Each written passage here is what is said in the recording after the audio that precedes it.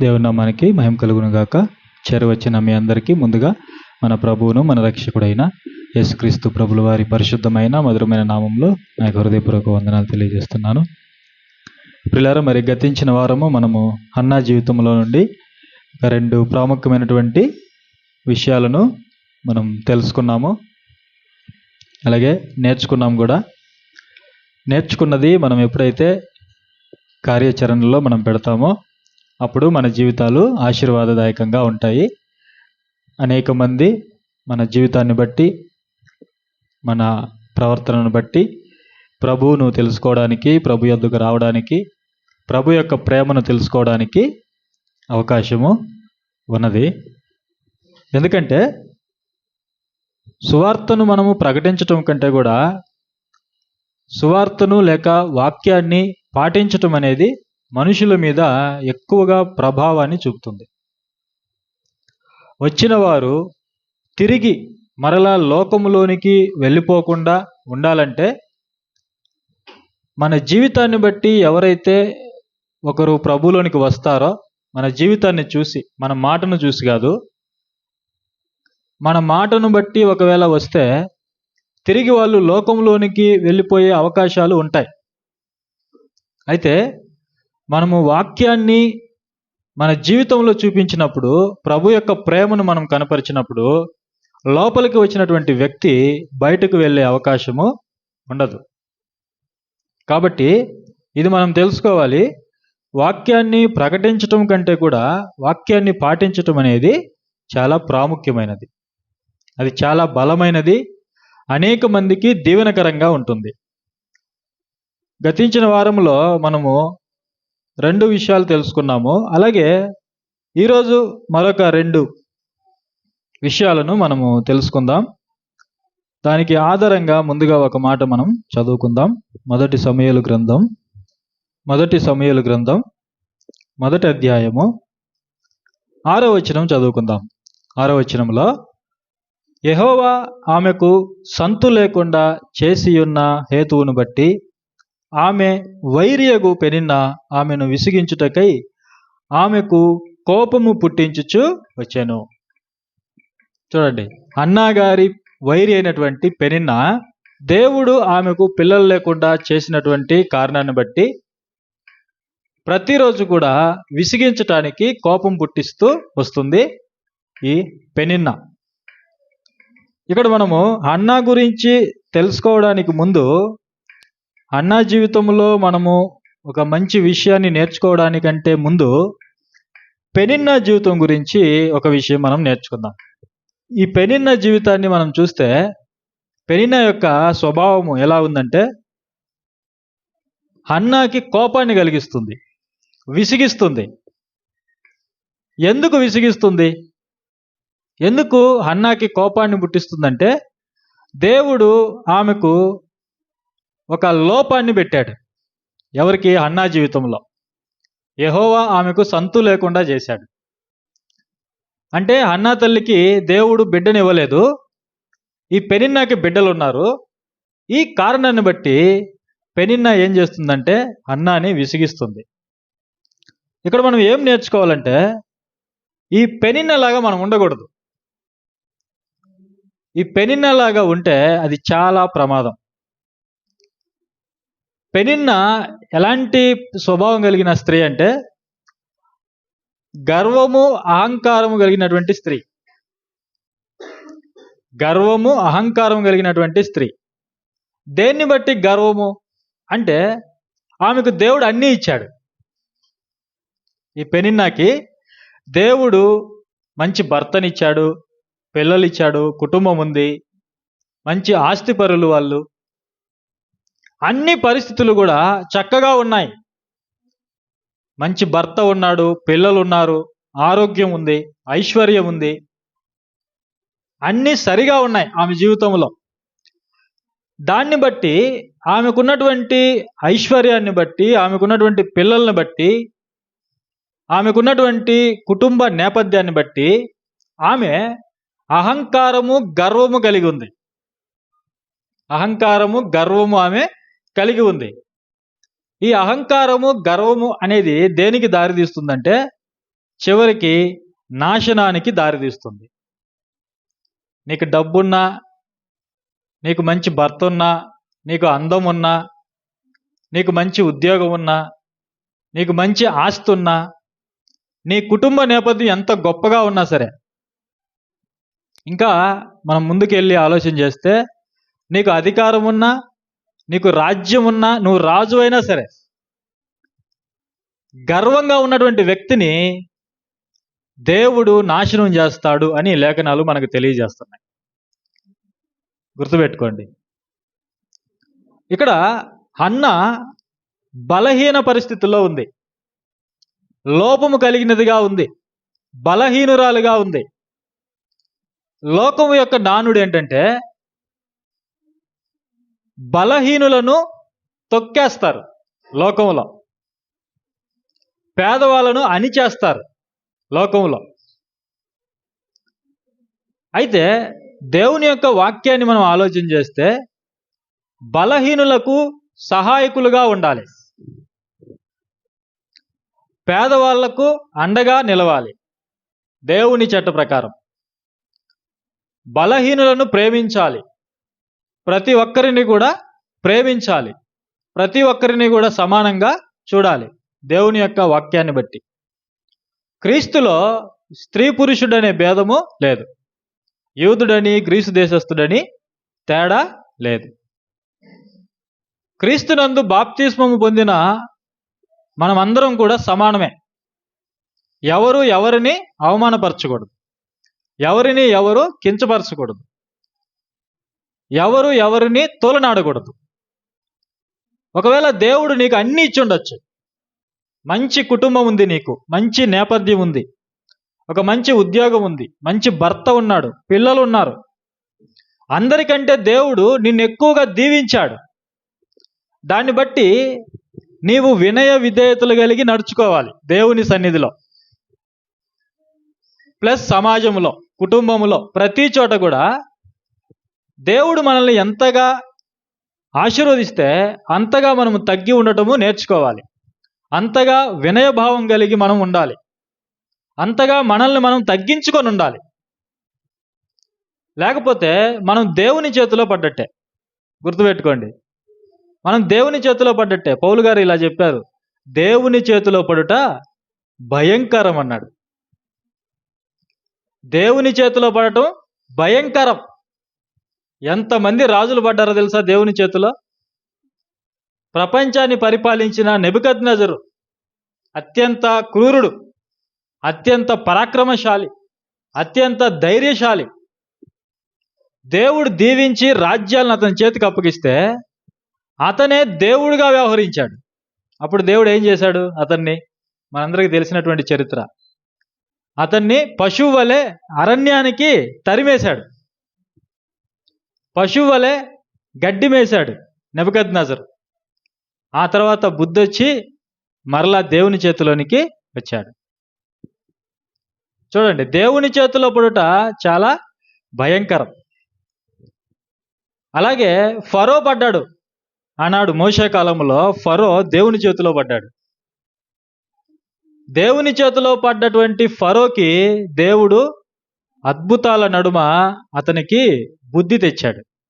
ఎంతవరకు దేవుడు తీసుకొని వెళ్ళాడు అంటే చివరికి తన జ్యేష్ఠ కుమారుణ్ణి చంపేంత వరకు దేవుడు అద్భుతాలను మానలేదు ఐగుప్తులో. చూడండి, అంటే వాడికి ఉన్నటువంటి గర్వాన్ని అంతటిని కూడా తీసేశాడు దేవుడు, వాడికి ఉన్నటువంటి అహంకారాన్ని అంతటిని కూడా అణిచేశాడు దేవుడు. ఎంతమంది రాజులకు దేవుడు బుద్ధి చెప్పాడు ఆలోచన చేయండి. మనం ఎంతటి వారం? మనం కేవలము సామాన్యులం, అవునా కదా? మనం కేవలము సామాన్యులం. దేవుడు అధికారులను విడిచిపెట్టలేదు, రాజులను విడిచిపెట్టలేదు, చక్రవర్తులను విడిచిపెట్టలేదు. అయితే దేవుడు మనల్ని ఎంతగా దీవిస్తున్నాడో అంతగా తగ్గి ఉండటం అనేది మనము నేర్చుకోవాలి. నీ ఎదుట బలహీనులు ఉన్నప్పుడు, నీ ఎదుట నిస్సహాయ స్థితిలో ఎవరైనా ఉన్నప్పుడు వారిని నువ్వు ఎలా చూడాలి అంటే సమానంగా చూడాలి, వారిని ప్రోత్సహించాలి, వారిని ఘనపరచాలి, అవసరమైతే వారికి సహాయం చేయాలి. ఇప్పుడు ఇక్కడ హన్న బలహీనురాలుగా ఉంది. ఆమె జీవితంలో ఒక కొరత ఉంది. మనకు కూడా అనేక మందికి కొరతలు అనేవి ఉంటాయి. కొంతమంది పై రూపానికి చూడడానికి అందంగా ఉండరు. అందంగా ఉన్న వాళ్ళు ఏం చేస్తారు? అలాంటి వాళ్ళని తోలనాడతారు. అవునా కదా? అలాంటి వాళ్ళు గర్వంగా మాట్లాడతారు. అది చాలా ప్రమాదం. మనిషికి ఉండవలసింది అందం కాదు, అందం కంటే మించినటువంటి వినయ విధేయతలు అలంకరించుకోవాలని చెప్పాడు దేవుడు. స్త్రీలకు ప్రాముఖ్యంగా దేవుడు ఏం చెప్పాడు? గర్వాన్ని అంతటిని కూడా పక్కన పెట్టాలి, మృదు స్వభావిగా ఉండాలి, వినయము కలిగి ఉండాలి, విధేయత కలిగి ఉండాలి, ప్రేమ కలిగి ఉండాలి, సహాయకురాలుగా ఉండాలి. స్త్రీ పాత్ర, ముఖ్య పాత్ర ఏంటో తెలుసా? సహాయకురాలుగా ఉండాలి. సహాయకురాలుగా ఉండాలి స్త్రీ యొక్క పాత్ర. భర్తకు సహాయకురాలుగా ఉండాలి, కుటుంబంలో ప్రేమించే వాళ్ళుగా ఉండాలి, ఇతరులను ప్రేమించేవారుగా ఉండాలి. అసలు స్త్రీలో గర్వము అహంకారం అనేది కనబడకూడదు. ఒకసారి యెజబేలు స్త్రీని చూడండి. యెజబేలు అహంకారం కలిగినటువంటి రాణి, గర్వం కలిగినటువంటి రాణి. ఎంత భయంకరంగా మరణించింది మనందరికీ తెలుసు, ఏలియా గారి కాలంలో. చూడండి, చరిత్ర మనకి ఏం తెలియజేస్తుందంటే గర్వము మన జీవితాన్ని పతనం చేస్తుంది, మన జీవితాన్ని నాశనం చేస్తుంది. ఇప్పుడు దేవుడు ఈమెకు మంచి కుటుంబము, పిల్లలు, భర్త వీటన్నింటిని చూసుకొని హన్నా మీద కోపాన్ని ప్రదర్శిస్తుంది. ప్రతిరోజు కూడా విసిగిస్తుంది. ప్రతిరోజు. ప్రియులారా, మన జీవితంలో మనం ఎప్పుడు కూడా అలా ఉండకూడదు. అలా ఉంటే నాశనాన్ని మనము మన నెత్తి మీదకి తెచ్చుకున్నాము. చూడండి, కాబట్టి ఈ యొక్క గర్వాన్ని, ఈ యొక్క అహంకారాన్ని మనం తీసివేసుకోవాలి. ఒకవేళ మనము మన కుటుంబంలో కానీ, సమాజంలో కానీ ఎవరి పట్లైనా సరే గర్వాన్ని, అహంకారాన్ని మనకున్న దాన్ని బట్టి ప్రదర్శిస్తే పరిస్థితులు ఎలా ఉంటాయో 2వ అధ్యాయం చూడండి. అదే సమూయేలు గ్రంథము 2వ అధ్యాయంలో 2వ అధ్యాయము 3వ వచనము నుండి మనం చూడగలిగితే, 3వ వచనం నుండి, యెహోవా అనంత జ్ఞానియగు దేవుడు, ఆయనే క్రియలను పరీక్షించువాడు. చూడండి, అన్నా తల్లి ప్రార్థన చేస్తుంది అక్కడ. దేవుని ద్వారా బిడ్డను పొందుకున్న తర్వాత సంతోషముతో దేవునికి కృతజ్ఞతలు తెలియజేస్తుంది, విజ్ఞాపన ప్రార్థన చేస్తుంది. శత్రువు మీద విజయాన్ని అనుగ్రహించాడు దేవుడు హన్నాకి. శత్రువు ఎవరు? శత్రువు ఎవరు? హన్నాకి శత్రువుగా ఉన్నది ఎవరు? పెనిన్నా. హన్నా భావించలేదు పెనిన్నాని శత్రువుగా, కానీ ఆమె శత్రువుగా వ్యవహరించింది. కేవలము పెనిన్నా మాత్రమే కాదు, ఇంకా సమాజంలో ఎంతో మంది హన్నాకు శత్రువులు ఉన్నారు. అయితే ఇంట్లోనే ఒక శత్రువు, ఆమె పెనిన్నా, ముఖ్యమైనటువంటి శత్రువు. మనకు ముఖ్య స్నేహితులు ఉంటారు కదా, కొంతమంది ముఖ్య స్నేహితులు ఉంటారు, బెస్ట్ ఫ్రెండ్స్ ఉంటారు. అలాగే ముఖ్య శత్రువులు కూడా ఉంటారు. మనల్ని చూస్తే వాడికి పడదు, మనల్ని చూస్తే ఏదో ఒకటి మాట్లాడాలి, మనల్ని చూస్తే గొడవ పెట్టుకుంటాడు. మన ఉద్యోగాల్లో ఉంటారు, మనం నచ్చని వాళ్ళు, కుటుంబంలో ఉంటారు, సమాజంలో ఉంటారు. వాళ్ళు ఎప్పుడు కూడా మన మీద రేగుతూ ఉంటారు, మనకు కోపాన్ని కలిగిస్తూ ఉంటారు, మన మీద ఏదో ఒకటి చెడ్డ మాటలు మాట్లాడుతూ ఉంటారు. ఆనాడు యేసుక్రీస్తు ప్రభు మీద ఈ శాస్త్రులు, పరిసయ్యులు ఎప్పుడు కూడా కాచుకుని ఉండేవారు. ఎక్కడెక్కడ దొరుకుతాడా, నిందలు వేద్దాము, అవమానిద్దాము, రాళ్లతో కొడదాము, చంపుదామని. అలాగే మన జీవితంలో కూడా ఉంటారు. హన్నా జీవితంలో ప్రధానమైనటువంటి శత్రువు ఎవరంటే పెనిన్నా. అయితే ఇక్కడ హన్నా తల్లి ఏమని చెప్తుందో చూడండి. యెహోవా అనంత జ్ఞానియగు దేవుడు, ఆయనే క్రియలను పరీక్షించువాడు. మనం చేసే క్రియలను దేవుడు పరీక్షిస్తున్నాడు. నీకు అన్నీ ఇస్తున్నాడు దేవుడు, నీ ప్రవర్తన ఎలా ఉండాలో తెలుసుకోవడానికి. నీ గొప్పతనాన్ని బట్టి కాదు, నిన్ను పరీక్షించడానికి దేవుడు నీకు అన్నీ ఇస్తున్నాడు.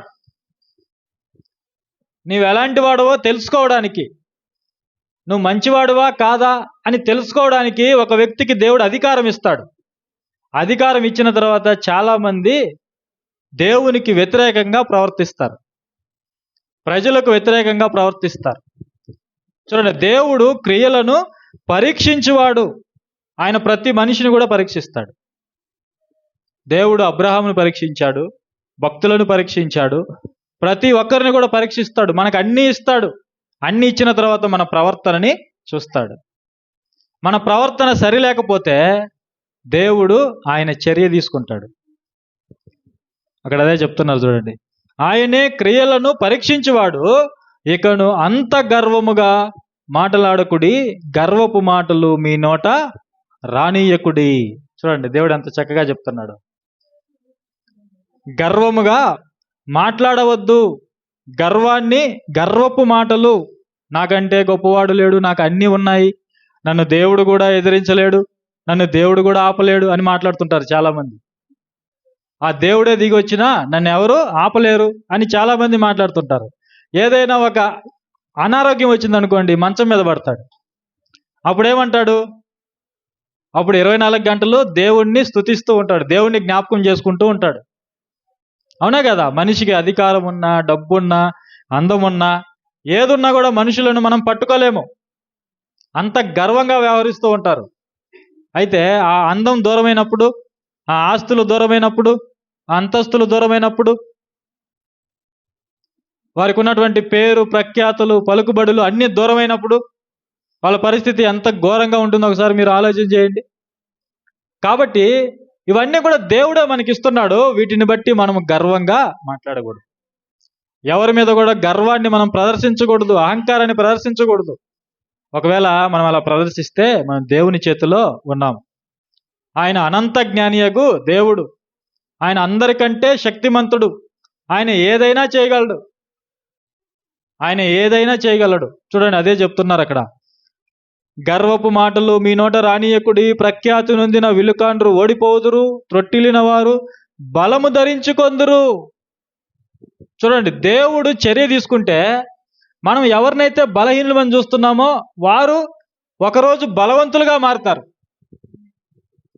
ఈరోజు మనం దేన్ని చూసుకొని అయితే గర్వంతో విర్రవీగిపోతున్నామో అవన్నీ కూడా మనల్ని దూరం అయిపోతాయి. ఒకరోజు అవన్నీ కూడా మనం అనుభవించలేని పరిస్థితుల్లోనికి మన జీవితం వచ్చేస్తుంది. దేవుడు అలాంటి స్థితిని కలిగిస్తాడు.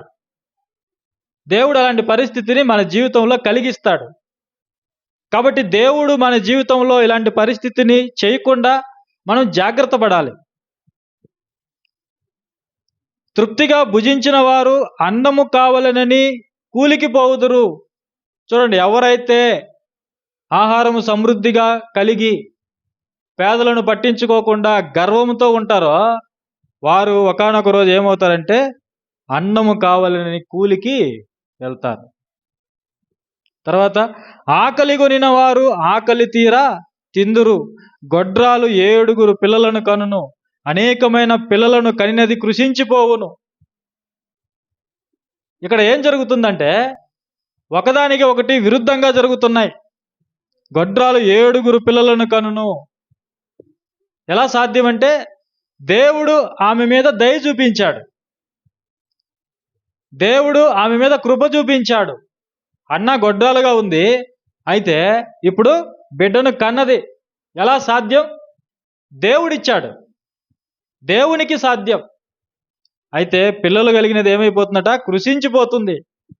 చెప్పుకోవడానికే పిల్లలు, చూసుకోవడానికి పిల్లలు కాదు. వారిని చూసి బాధపడటమే తప్ప వేరే ఏమీ కూడా చేయలేని పరిస్థితుల్లోనికి వెళ్ళిపోతారు ఒకప్పుడు పిల్లలను చూసుకొని గర్వపడ్డ వాళ్ళు.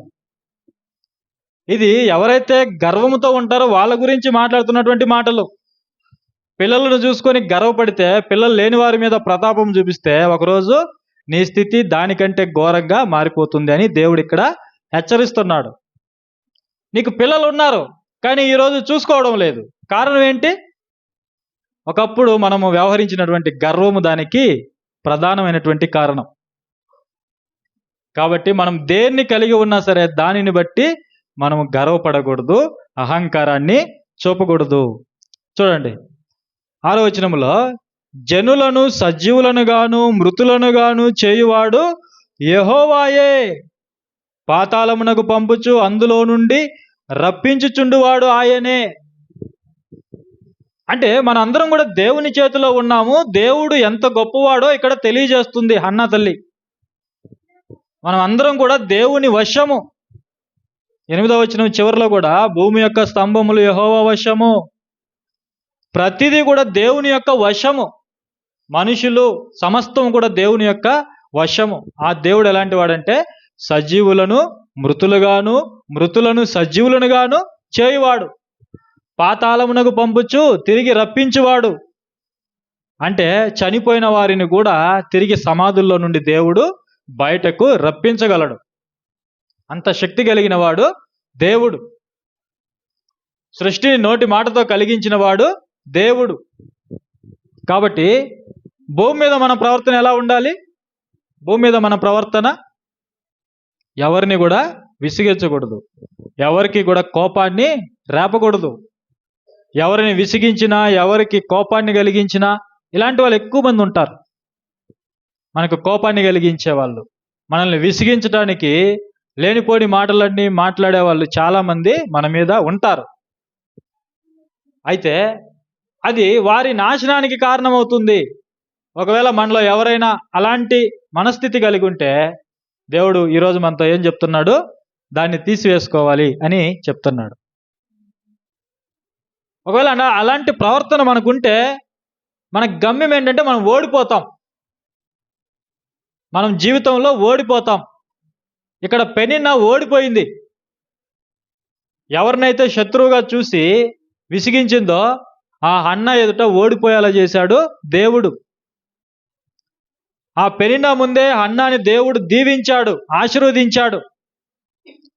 ఎవరైతే హీనంగా చూశారో హన్నాని, ఎవరైతే ప్రతిరోజు తన మాటలతో తోలనాడారో వాళ్ళ ఎదుటే దేవుడు హన్నా తల్లిని గొప్ప చేశాడు, ఆశీర్వదించాడు, రెట్టింపు సంతోషాన్ని ఇచ్చాడు.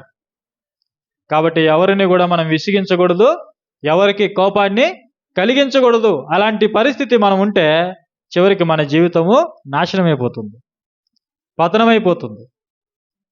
ప్రియులారా, దేవుడు ఎవరికి కూడా ముఖస్తుతి చేసేవాడు కాదు. ఆయన ఉన్నది ఉన్నట్టుగా చెబుతాడు. ఎవరికైనా సరే దేవుడు ఎవరిని కూడా బ్రతిమిలాడాడు.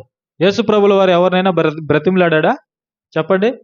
ప్లీజ్ నన్ను వెంబడించండి అని ఎవరితో ఆయన చెప్పాడా? యేసుక్రీస్తు ప్రభు. ఆయన ఎవరిని కూడా బ్రతిమిలాడేవాడు కాదు. ఆయన యొద్దకు వచ్చిన వారు ఆయన వలె మారడానికి ప్రయత్నం చేయాలి. ఆయన్ని వెంబడించేవారు ఆయన గుణాలను ధరించుకోవడానికి ప్రయత్నం చేయాలి. ఆయన వలె మారడానికి ప్రయత్నం చేయాలి. జీవితాన్ని మార్చుకోవడానికి ప్రయత్నం చేయాలి. మనం ప్రయత్నం చేస్తే ఖచ్చితంగా దేవుడు మనకు సహాయం చేస్తాడు.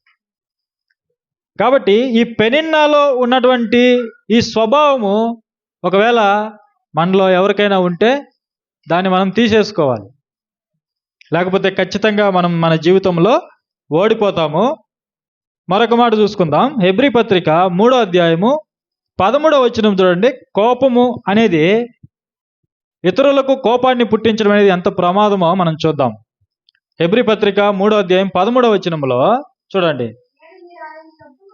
నేడు మీరాయన శబ్దము వినిన ఎడల కోపము పుట్టించినప్పటి వల్లే మీ హృదయములను కఠినపరచుకొనకుడని ఆయన చెప్పెను. కనుక పాపము వలన కలుగు భ్రమచేత మీలో ఎవడును కఠినపరచబడకుండునట్లు నేడు అనబడు సమయముండగానే ప్రతి దినము ఒకరినికొకడు బుద్ధి చెప్పుకొనుడి.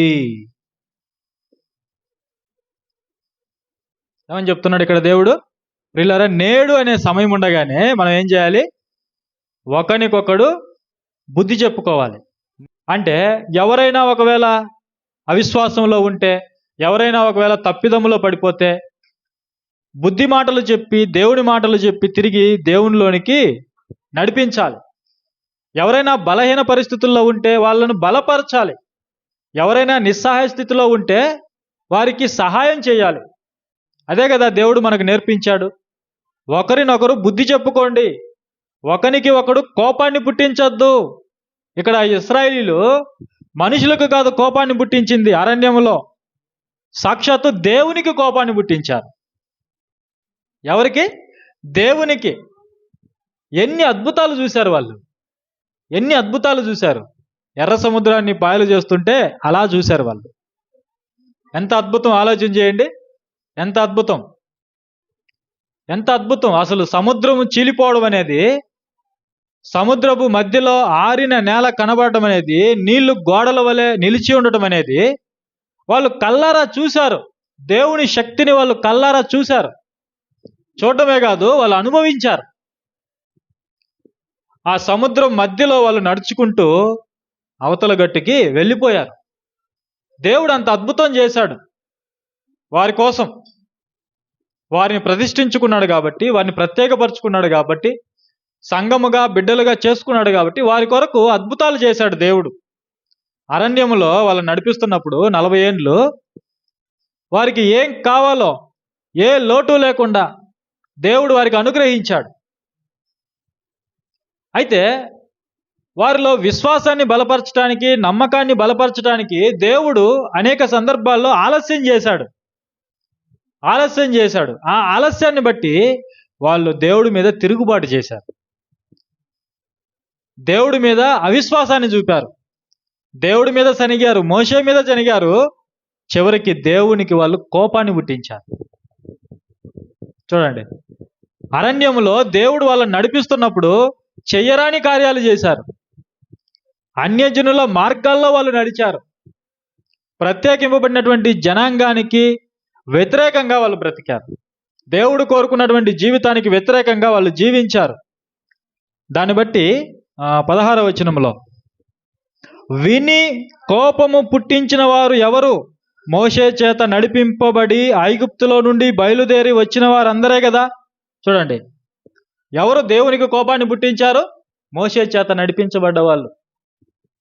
అక్కడ ఐగుప్తులో ఆ ఫరో పెట్టే కష్టాన్ని తట్టుకోలేక దేవునికి మొరపెడితే దేవుడు కనికరించి మోషేని పంపించి ఆ బానిసత్వం నుంచి ఆ సంఖ్యలను తెంపి బయటికి తీసుకొని వస్తే వాళ్ళందరూ కూడా దేవునికి వ్యతిరేకంగా తిరుగుబాటు చేశారు. దేవునికి కోపాన్ని కలిగించారు. అదే చెప్తున్నాడు చూడండి, 17వ వచనములో, ఎవరి మీద 40 ఏండ్లు ఆయన కోపగించెను? పాపము చేసిన వారి మీదనే కదా. వారి శవములు అరణ్యములో రాలిపోయాను. చూడండి, ఎంత ఘోరంగా వాళ్ళందరూ కూడా వాగ్దాన భూమిని చూడలేక చనిపోయారు. పాలు తేనెలు ప్రవహించే దేశాన్ని చూడలేకపోయారు. ఆ అద్భుతమైన సారవంతమైన ఆ మట్టిని, అందులో వచ్చే పంటని వాళ్ళు తినకుండానే కళ్ళు మూశారు. వీళ్ళరా చూడండి, ఆలోచించండి ఒకసారి. మన జీవితంలో, ఈ చిన్న జీవితంలో మనకి ఎన్నో ఆశలు ఉంటాయి, ఎన్నో కోరికలు ఉంటాయి. అవునా కదా? మా పిల్లల పెళ్లి చూడాలని కొంతమందికి, మా కొడుక్కి ఉద్యోగం ఇప్పించాలి, మంచి ఉద్యోగంలో స్థిరపరచాలని ఆశలు కొంతమందికి, పిల్లల భవిష్యత్తు బాగుండాలని కొంతమందికి, పిల్లలు మంచి స్థితిలో చూడాలని కొంతమంది తల్లిదండ్రులకి ఉంటాయి, ఆశలు ఉంటాయి. ఆ ఆశలన్నీ మనం నెరవేర్చుకోవాలంటే, వాటిని అనుభవించాలంటే మన ప్రవర్తన చాలా జాగ్రత్తగా ఉండాలి. లేకపోతే మనం అనుకునేది జరగకముందే మన జీవితాన్ని ముగించుకునే పరిస్థితులు వస్తాయి. కాబట్టి మనకు ఉన్న వాటిని బట్టి మనము గర్వముతోనూ అహంకారముతోనూ మనం ప్రవర్తించకూడదు.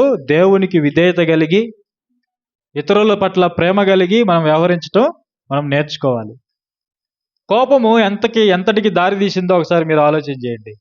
వీళ్ళు దేవునికే కోపాన్ని పుట్టించారు. మనం ఎవరికి కోపాన్ని కలిగించకూడదు. పెనిన్నా హన్నాకి ప్రతిరోజు కోపాన్ని కలిగిస్తుంది. కొంతమంది ప్రతిరోజు భర్తకి కోపాన్ని పుట్టిస్తారు. కొంతమంది భర్తలు ప్రతిరోజు భార్యని విసిగిస్తారు. అవునా కదా? అందుకే దేవుడు ఏం చెప్పాడు? మీ పిల్లలకు కోపము రేపక ప్రభు యొక్క శిక్షలోను బోధలోను వారిని పెంచండి. కోపాన్ని పుట్టించొద్దు, కోపాన్ని కలిగించొద్దు అంటున్నాడు దేవుడు. మన జీవితం దేవుని చేతిలో ఉంది. రేపేమి సంభవించునో నీకు తెలియదు. కాబట్టి చాలా జాగ్రత్తగా మన జీవితాన్ని మనము దేవునిలో కొనసాగించాలి. కాబట్టి ప్రియులారా, పెనిన్నా జీవితాన్ని మనం చూసినప్పుడు పెనిన్నా వలె మనం ఉండకూడదు అనేది మనం నేర్చుకోవాలి. తర్వాత హన్నా జీవితంలో మరొక అద్భుతమైనటువంటి లక్షణాన్ని మనం చూస్తే, పెనిన్నా ప్రతిరోజు కూడా విసిగిస్తున్నప్పుడు హన్నా ప్రవర్తన ఎలా ఉందో ఇక్కడ మనం నేర్చుకోవాలి. హన్నా ప్రవర్తన ఎలా ఉంది?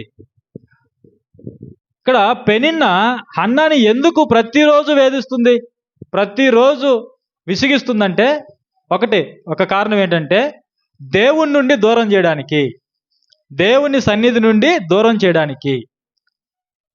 మనల్ని దేవుని నుండి దూరం చేయడానికి సాతానుడు ఎవరినో ఒకరిని ఉపయోగించుకొని ప్రయత్నాలు చేస్తూనే ఉంటాడు.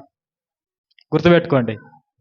మనల్ని దేవునికి దూరం చేయడానికి, తిరిగి లోకంలో మనల్ని కలిపేయడానికి, దేవుని ఆశీర్వాదం నుండి దూరం చేయడానికి, మన జీవితాన్ని భ్రష్టు పట్టించడానికి సాతానుడు తిరుగుతూనే ఉంటాడు. వాడు గర్జించు సింహం వలె ఎవరిని మృంగుదునా అని వెదకుచూ తిరుగుచున్నాడు అని పేతురు గారు మనకు తెలియజేశారు. కాబట్టి దీని మీద మనకు కొంత అవగాహన కలిగి ఉండి మన జీవితాన్ని చాలా జాగ్రత్తగా మనం ముందుకు తీసుకొని వెళ్ళాలి. ఇక్కడ పెనిన్నా విసిగిస్తున్నప్పుడు హన్నా ఎలా ప్రవర్తించిందంటే, ఈ పెనిన్నా మీద ఎవరి దగ్గర కూడా నేరారోపణ చేయలేదు, తిరిగి కోపాన్ని ప్రదర్శించలేదు, తిరిగి విసిగించలేదు. దేవుడి మాటలు ఎలా ఉంటాయంటే, దేవుడి మాటలు మనము పాటించడానికి చాలా కష్టంగా మనకు అనిపిస్తుంది, చాలా కష్టంగా అనిపిస్తుంది. సహజంగా మనం ఏమనుకుంటాం, మనల్ని ఎవరైనా తిడితే మనం తిడతాం, ఎవరైనా మనల్ని కొడితే మనం కొడతాం, అవునా కదా? ఇది మానవ స్వభావం. మనుషులుగా మనకి లోకంలో నేర్పిస్తున్నది కూడా ఇదే.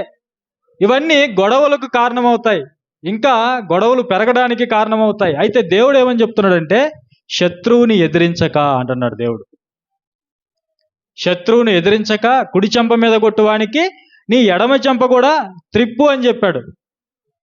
అంటే నీవు వారి మీద తిరిగి దూషణ మాటలు మాట్లాడడము, తిరిగి వారిని తిట్టడము, తిరిగి వారిని కొట్టడము, ఇలాంటివి చేయకుండా ఆ పరిస్థితిని హన్నా తల్లి ఏం చేసిందంటే, యెహోవా సన్నిధికి వచ్చెను అని వ్రాయబడింది. యెహోవా సన్నిధికి వచ్చింది హన్నా తల్లి. అంటే ఆ విషయాలన్నిటిని కూడా ఎవరి వద్దకు తీసుకొని వచ్చింది? దేవుని వద్దకు తీసుకొని వచ్చింది. ఒక మాట మనం చదువుకుందాం, చూడండి. మొదటి సమూయేలు గ్రంథములో 7వ వచనం. ఎల్కానా ఆమెకు ఏటేటా ఆ రీతిగా చేయుచు ఉండగా హన్నా యెహోవా మందిరమునకు పోవునప్పుడల్లా అది అంటే పెనిన్నా ఆమెకు కోపము పుట్టించెను గనుక ఆమె భోజనము చేయక ఏడ్చుచు వచ్చాను. మన శత్రువు యొక్క ముఖ్య ఉద్దేశం ఏంటంటే, వాడి ప్రణాళిక ఏంటంటే, దేవుని సన్నిధికి వెళ్లకుండా చేయాలి, మనల్ని దేవుని యొద్దకు వెళ్లకుండా చేయాలి, దేవునికి దూరం చేయాలి. అలాగని విసిగిస్తుంది, ప్రతిరోజు కూడా విసిగిస్తుంది. మనం దేవుణ్ణి దూషిస్తే వాడికి చాలా సంతోషం, దేవుణ్ణి విడిచిపెడితే అపవాదికి చాలా సంతోషం, వాడు గంతులు వేస్తాడు. అందుకే వారికి ఎవరైతే వాడి ప్రేరణలో ఉంటారో వారిని ఉపయోగించుకొని క్రైస్తవులకు, దేవుని బిడ్డలకు శోధనలు ఎదురయ్యేలా చేస్తాడు అపవాది. చూడండి, యేసుక్రీస్తు ప్రభు దగ్గరకు కూడా సాతానుడు వచ్చాడు. మత్తయి సువార్త 4వ అధ్యాయం మనం చూస్తే మనకు తెలుస్తుంది. ప్రభు దగ్గరికి వచ్చాడు. ఎలాంటి పరిస్థితుల్లో వచ్చాడు? యేసుక్రీస్తు ప్రభు 40 రోజులు ఉపవాసం ఉన్న తర్వాత ఆకలితో ఉన్నాడు. ఆకలితో ఉన్నప్పుడు వాడు వచ్చి ఏమన్నాడు? నీవు దేవుని కుమారుడు అయితే ఈ రాళ్ళు రొట్టెలగినట్లుగా చెయ్యి, ఈ రాళ్ళను రొట్టెలుగా చేసుకొని తిను. అంటే వాడి ఉద్దేశం ఏంటి? యేసు ప్రభుల వారు తండ్రి మీద ఆధారపడకుండా తన సొంత చేతులతో తనకున్నటువంటి శక్తి సామర్థ్యాలను బట్టి ఆ రాళ్ళు రొట్టెలుగా చేసుకొని తినాలి, తన ఆకలిని తీర్చుకోవాలి, దేవుడి మీద ఆధారపడకూడదు, దేవుని యొద్దకు రాకూడదు. చూడండి, అపవాది వేసే ప్లాన్లన్నీ కూడా ఇలానే ఉంటాయి. మన బలహీనతలు చూపి, మనం ఏ అవసరతల్లో ఉంటామో వాటిని చూపించి, మీ యేసు ప్రభు మీకు ఏం చేశాడు? ఇన్ని సంవత్సరాల నుంచి మీరు వెళ్తున్నారు, మీకు ఒక ఇల్లు ఉందా? మీకు అప్పులు తీర్చాడా? మీకు ఆరోగ్యం ఉందా? అన్నీ పోగొట్టుకున్నారు. ప్రభు దగ్గరికి వెళ్ళిన తర్వాత అన్నీ పోగొట్టుకున్నారు. ఇంకా ఎందుకు చర్చ్ అంటారు, ప్రభు అంటారు? ఇలా మాట్లాడే వాళ్ళు ఎంతమంది లేరు చెప్పండి? మన బంధువుల్లో కానీ, మన స్నేహితుల్లో కానీ, మన పరిస్థితిని బట్టి, లోకంలో ఉన్నటువంటి మన తక్కువ స్థితిని బట్టి దేవునికి దూరం చేయడానికి ఎన్నో మాటలు మాట్లాడుతూ ఉంటారు. వాటి వెనకాల అపవాది యొక్క తంత్రం ఉంది, వాడి యొక్క ప్రణాళిక ఉందని మనం తెలుసుకోవాలి. ఇక్కడ హన్నా జీవితంలో అదే ప్లాన్తో ఈ పెనిన్నాను ఉపయోగించుకొని అపవాది వేస్తున్నటువంటి తంత్రం ఇది. హన్నా యెహోవా సన్నిధికి మానేయాలి, దేవుడిని దూషించాలి, దేవుని యొద్ద నుండి వెళ్ళిపోవాలి అనేది ముఖ్య ఉద్దేశం. అయితే హన్నా తల్లి ఏం చేస్తుంది? ప్రతి ఏటా యెహోవా మందిరానికి వెళ్తుంది. ఇంటిలో ప్రతిరోజు వేధిస్తుంది పెనిన్నా, ప్రతిరోజు. అయితే హన్నా తల్లి యెహోవా సన్నిధికి మాత్రము వెళ్లకుండా ఉండలేదు. ఆమెకున్నంత బలమైన సమస్య మనకుందా? అయినా సరే మనం చిన్న చిన్న సమస్యలకు కూడా దేవుని సన్నిధిని మానేస్తాం, దేవుని యొద్దకు మనము రాము. చూడండి, ఆలోచన చేయండి. ఒక చిన్న అనారోగ్యం వచ్చినా మానేస్తారు, లేకపోతే ఒక పెళ్లి వచ్చిందనుకోండి ఆ పెళ్లికి వెళ్ళిపోతారు, ఒక శుభకార్యం వచ్చిందనుకోండి ఆ శుభకార్యానికి వెళ్ళిపోతారు. అయితే దేవుని సన్నిధికి వస్తారా? దేవుని మాటలు వింటారా? దేవునితో అన్యోన్య సహవాసం కలిగి ఉంటారా? ఉండరు. చాలామంది వాళ్ళకున్నటువంటి పరిస్థితులను బట్టి దేవుణ్ణి దూషిస్తారు చాలామంది. అయితే హన్నా తల్లి ఎప్పుడు కూడా అలా ప్రవర్తించలేదు. పెనిన్నా ఎంతగా విసిగిస్తుందో హన్నా తల్లి అంతగా దేవునికి దగ్గరైంది. ఇది మనం నేర్చుకోవాలి. మనకి సమస్యలు పెరుగుతూ ఉన్నప్పుడు మనం ఇంకా దేవునికి దగ్గరగా రావాలి. మనకి సమస్యలు పెరుగుతూ ఉంటాయి, మనం దేవునికి దగ్గరగా రావాలి. ఇంకా ఎందుకు సమస్యలు పెరుగుతున్నాయంటే నీవు దేవునికి దగ్గరగా రావడానికే. నీవు ఇంకా దేవునికి దగ్గరగా రావాలి. నీకు సమస్యలు ఎంత పెరిగినా సరే ఆ సమస్యలు దేవుని కంటే గొప్పవి కాదు, దేవుని కంటే గొప్పవి కాదు. అయితే ఈ మధ్య కాలంలో మనం ఎక్కడ కూడా పడిపోకుండా చూసుకోవాలి, తప్పులు చేయకుండా చూసుకోవాలి. ఒకవేళ మనం తప్పులు చేస్తే అవే మన జీవితాల్లో పెద్ద మచ్చలుగా మిగిలిపోతాయి. మనం తప్పులు చేస్తే అవి శాశ్వతంగా మచ్చలుగానే ఉండిపోతాయి. శోధన కాలంలో పడిపోతే చేతగాని వాళ్ళం అవుతామని సామెతల గ్రంథంలో రాయబడింది. శోధన సమయంలో పడిపోకూడదు. యేసుక్రీస్తు ప్రభువారు ఏం చెప్పారు? మనుష్యుడు రొట్టె వలన మాత్రమే కాదు, దేవుని నోట నుండి వచ్చి ప్రతి మాట వలన జీవించును అని వ్రాయబడి ఉన్నదని వాడికి ఉత్తరం ఇచ్చాడు. అంటే తాను సొంతంగా రొట్టెలు చేసుకొని తినలేదు, దేవుడి మీదే ఆధారపడ్డాడు. ఇక్కడ హన్నా తల్లి కూడా ఏం చేసింది? యెహోవా సన్నిధికే వెళ్ళింది. యెహోవా సన్నిధికే. మనకి చాలామంది కొన్ని తప్పుడు సలహాలు ఇస్తూ ఉంటారు, తప్పుడు సలహాలు. అవి గనక మనం చేసామనుకోండి అవి మన జీవితంలో చాలా పెద్ద మచ్చలుగా మిగిలిపోతాయి. కొన్ని దీవెనలు దేవుడు ఆలస్యం చేస్తాడు, కొన్ని ఆశీర్వాదాలు దేవుడు ఆలస్యం చేస్తాడు. ఈ మధ్యకాలంలో ఎవరో ఒకరు వస్తారు, దేవుడి మీద తప్పుగా చెబుతారు. అబ్రహాం గారి జీవితంలో అదే జరిగింది. దేవుడు బిడ్డల్ని ఇవ్వడం ఆలస్యం చేశాడు. అప్పుడు భార్య శారా తల్లి వచ్చింది, నీవు ఈ హాగరును తీసుకో అని చెప్పింది. అంటే దేవుణ్ణి చాలా తక్కువ చేసింది. 15 ఏళ్ళు అయింది ఇప్పటికీ, మనకింకా దేవుడు బిడ్డల్ని ఇవ్వలేదు, ఇస్తానని చెప్పాడు ఇంకా ఇవ్వలేదు అని చెప్పగానే అబ్రహాం గారు ఏం చేశారు? ఏం చేసి ఉండాలి? అబ్రహాం గారు దేవుణ్ణి సంప్రదించి ఉండాలి. అవునా కదా? దేవుణ్ణి సంప్రదించి ఉండాలి. అయితే దేవుణ్ణి సంప్రదించకుండా శారా తల్లి మాటలు విని హాగర్ని భార్యగా చేసుకున్నాడు. తర్వాత ఏం జరిగింది చెప్పండి? పాపములో పడిపోయాడు. అది ఇప్పటికీ అబ్రహాం గారి జీవితంలో ఒక మచ్చగా మనకి కనిపిస్తూనే ఉంటుంది. ఆయన విశ్వాస వీరుడే, అయితే పడిపోయినటువంటి సందర్భాలు కూడా మనకు పాఠాలుగా మనం నేర్చుకోవాలి. కాబట్టి మనకు దీవెన ఆలస్యం అవుతున్నా, ఆశీర్వాదం ఆలస్యం అవుతున్నా, మధ్యలో ఎవరొచ్చి ఏం చెప్పినా కూడా దేవుడి మీద మనము నమ్మకూడదు. దేవుణ్ణి మనము సంప్రదించాలి. హన్నా తల్లి ఏం చేస్తుంది? ప్రతి ఏటా యెహోవా మందిరానికి వెళుతుంది. ఒకవైపు కోపాన్ని కలిగిస్తుంది పెనిన్నా, విసిగిస్తుంది పెనిన్నా, సమస్యలు పెద్దవవుతున్నాయి, రోజు రోజుకి సమస్యలు పెరిగిపోతున్నాయి. అయినా సరే హన్నా తల్లి దేవుని సన్నిధిని మానుకోలేదు. మనం కూడా మన జీవితంలో అదే నేర్చుకోవాలి. ఎన్ని సమస్యలు వచ్చినా సరే దేవుని సన్నిధిని మనము విడిచిపెట్టకూడదు. అపోస్తలులకు వచ్చినటువంటి సమస్యలు మనకు లేవు ఈ రోజుల్లో.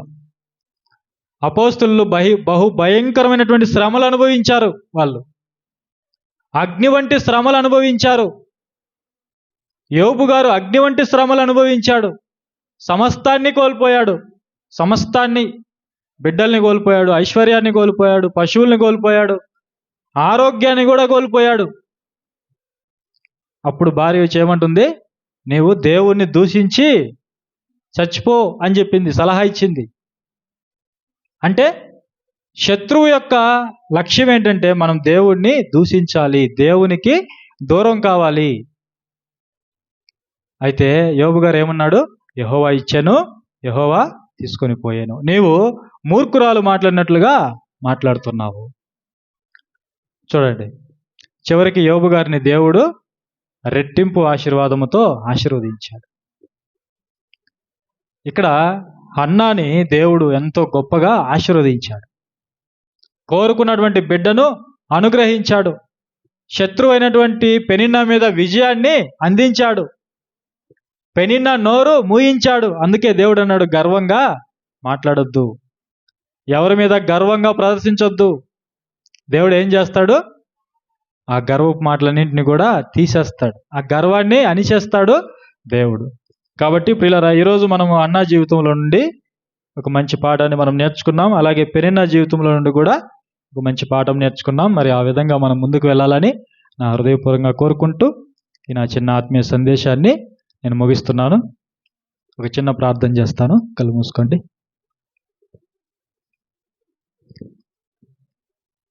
పరిశుద్ధుడా, ప్రేమ కలిగిన తండ్రి, ఇంతవరకునైనా మాకు తోడుగా ఉండి విలువైన కొన్ని మాటలు మాకు అందించినందుకు మీకు వందనాలు, స్తోత్రాలు.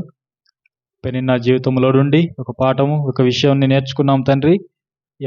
ఎవరికి నీ కోపాన్ని కలిగించకుండా, ఎవరిని విసిగించకుండా, బలహీనులను మేము బాధ పెట్టకుండా, నిస్సహాయ స్థితిలో ఉన్నవారిని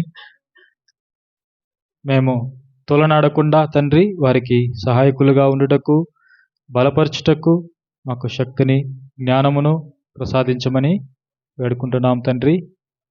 ప్రభుల వారు మాకు ఎలాంటి ప్రేమనైతే చూపించారో, నేర్పించారో, ఆ ప్రేమను ప్రతి ఒక్కరి పట్ల మేము కలిగి ఉండుటకు మాకు సహాయం చేయండి. మీ ఆత్మ సహాయాన్ని అనుగ్రహించండి. అలాగే సమస్యలు ఎన్ని వచ్చినప్పటికీ కూడా అన్నా తల్లి ఏ విధముగా మీ సన్నిధి మానక మీ మీద ఆధారపడి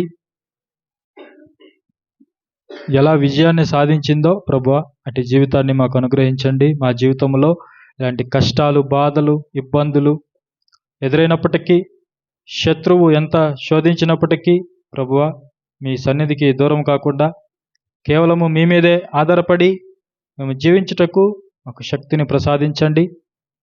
అన్నా వలె మమ్మలను దీవించండి. అన్నా వలె మాకు విజయాన్ని అనుగ్రహించండి.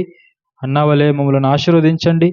ప్రభువా, ఆశీర్వాదానికి కారకులుగా మమ్మలను మార్చమని, వచ్చినటువంటి ప్రతి బిడ్డను కూడా మీరు జ్ఞాపకం చేసుకొని ప్రభువా, విన్న వాక్యాన్ని వారి హృదయాల్లో స్థిరపరచమని, బలపరచమని, వారిని ఆశీర్వదించి విస్తరింపచేయమని, మీకు యోగ్యమైనటువంటి పాత్రలుగా ప్రతి బిడ్డని మీరు వాడుకొనమని, ప్రతి ఒక్కరిని కూడా ప్రభువా మరి మీరు దీవించి ఆశీర్వదించమని, మరి మీ పిల్లలు ఎలాంటి ఇబ్బందులతో ఇక్కడికి వచ్చారో వారి కుటుంబాలను జ్ఞాపకం చేసుకోండి తండ్రి. కుటుంబాల్లో ఉన్నటువంటి ప్రతి విధమైనటువంటి కష్టాన్ని, ఇబ్బందులను మీరు జ్ఞాపకం చేసుకోండి.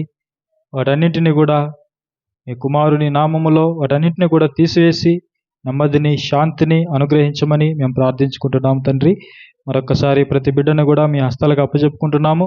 మీరే మీ హస్తాలతో ముట్టి ఆశీర్వదించి స్వస్థపరిచి శాంతితో, సమాధానముతో మరి మీ బిడ్డలను వారి గృహాలకు పంపించాలని కూడా మేము ప్రార్థించుకుంటూ తండ్రి, మీ ప్రియ కుమారుడు, మా రక్షకుడైన యేసుక్రీస్తు ప్రభుల వారి పరిశుద్ధమైన, మధురమైన, శ్రేష్టమైన నామంలో ప్రార్థించి అడిగి వేడుకుంటున్నాము తండ్రి.